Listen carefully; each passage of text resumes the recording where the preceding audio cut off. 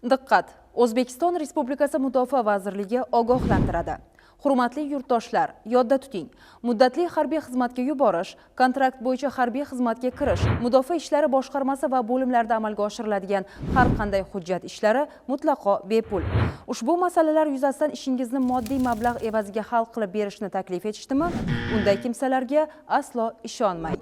Jinoyatchilarga sherik bo'lib kelajagingizni barbod qilmang. Eslatib o'tamiz, kontrakt bo'yicha harbiy xizmatga kirish tartibi o'zgardi. Unga ko'ra nomzodlarni saralash ishlari Mudofaa ishlari organlari xodimlari, shuningdek harbiy qism va muassasalar harbiy xizmatchilari vakolatiga kirmasligi belgilandi.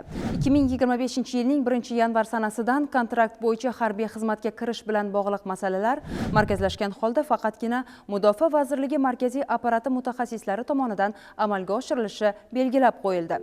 Bu haqda savollaringiz bo'lsa 71 kodi bilan 269 80 19 telefon raqamiga murojaat qilishingiz mumkin. Yodda tuting, agar harbiy xizmat bilan bog'liq masalalar yuzasidan korrupsiya holatlariga duch kelsangiz, 71 kodi bilan 269 81 67, 71 kodi bilan 269 81 51, 97 kodi bilan 770 34 43, 97 kodi bilan 144 07 73 raqamlariga qo'ng'iroq qilishingiz mumkin. Murojaatchining shaxsi va ma'lumotlari sir saqlanishi kafolatlanadi.